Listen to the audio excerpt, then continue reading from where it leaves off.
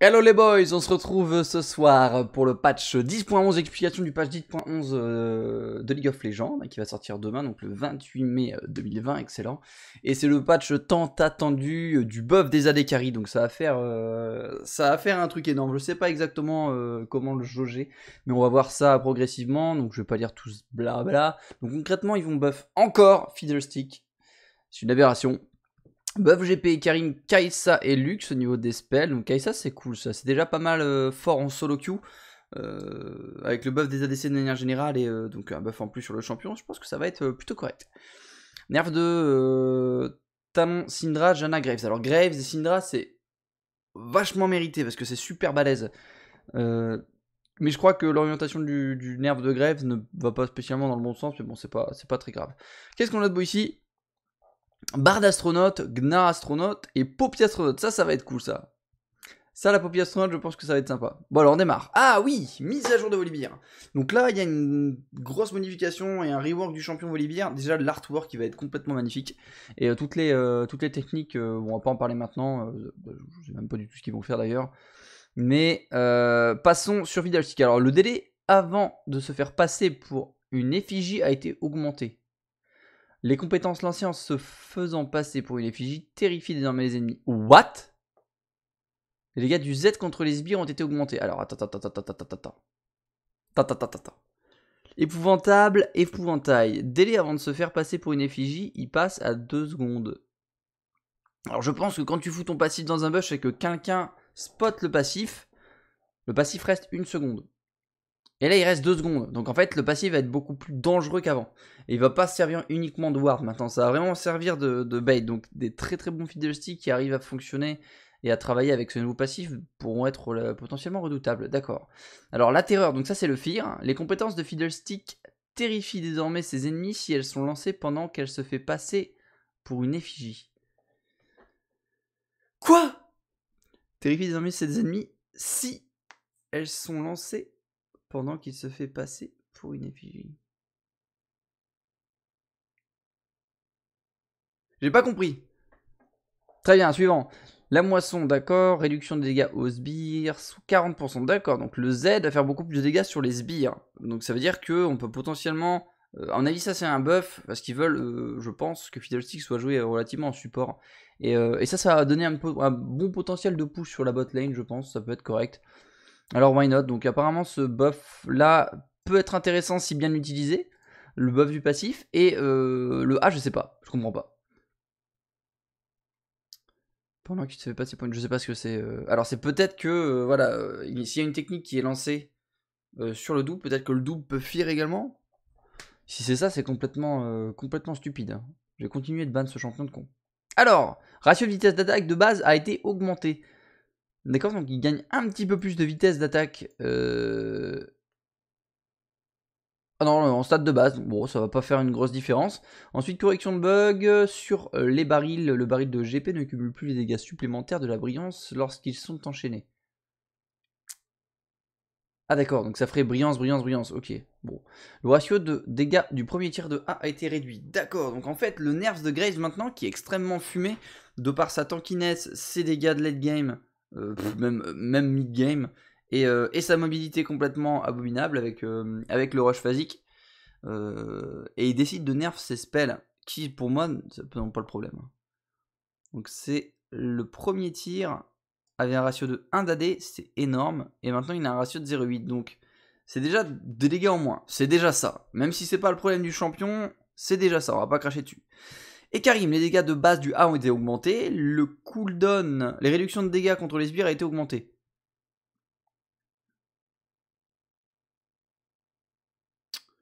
D'accord, donc là il va faire beaucoup plus de dégâts sur les sbires avec le A, et le A va faire beaucoup plus de dégâts de base. Donc on va potentiellement pouvoir revoir des Karim top sans flash, avec sa capacité à push la vague très vite et faire un back et revenir instant avec les bots de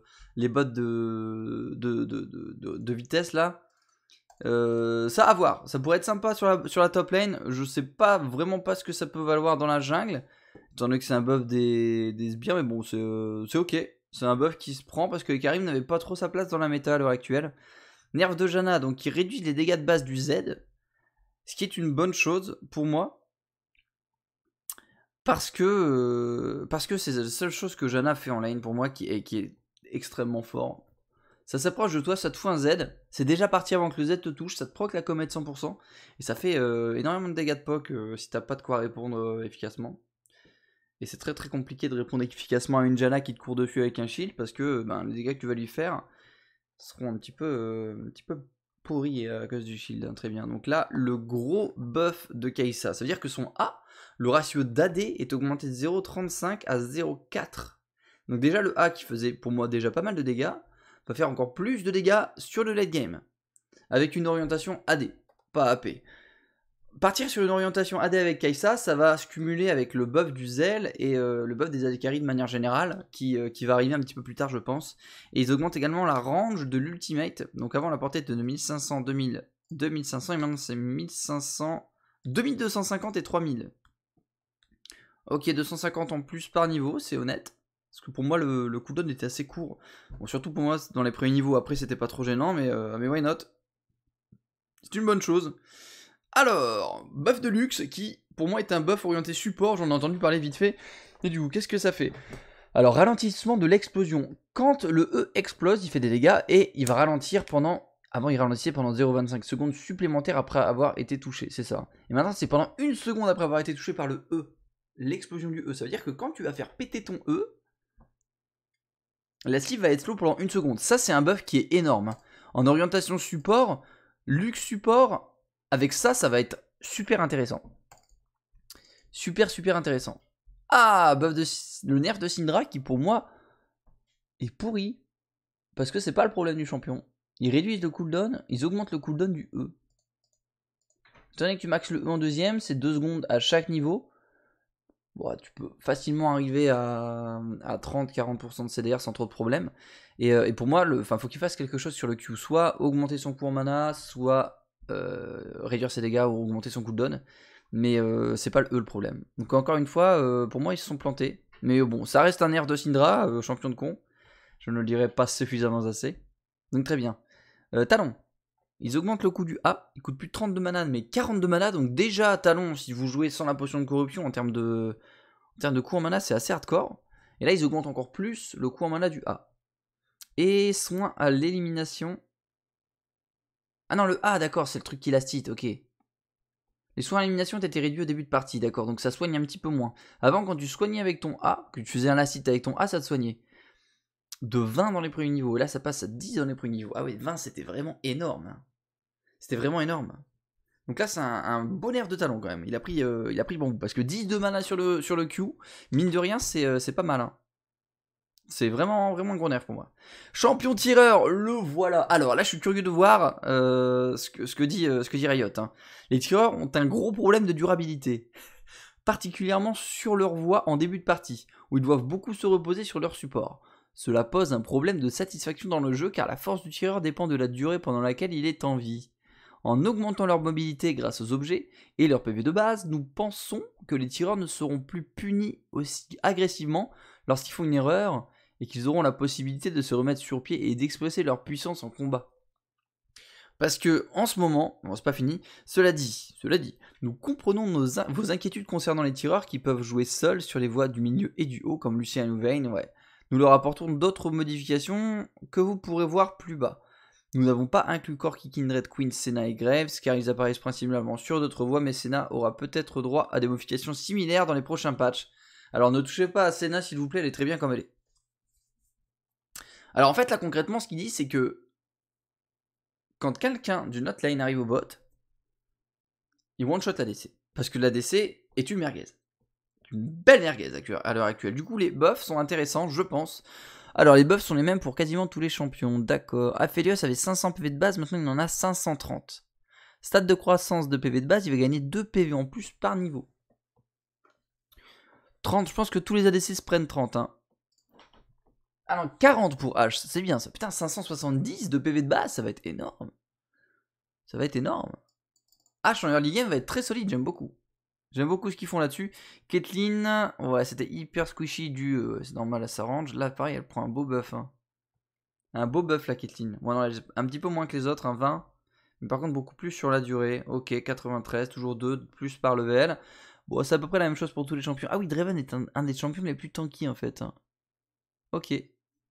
Ouais, c'est à peu près pareil pour tout le monde. Du coup, tout le monde prend un peu plus de PV de base et des PV par niveau. Très bien. Même Kog'Maw. C'est cool ça. Si hier ça dit quoi? 30 ans plus comme Kog'Maw. Très bien. Tireur en solo. Donc Lucian, lui, gagne pas d'HP de base. C'est ça, hein? Ouais. Lucian gagne pas d'HP de base. Ce qui fait qu'il va en bot lane être un petit peu moins tanky. Mais en revanche, ils vont augmenter.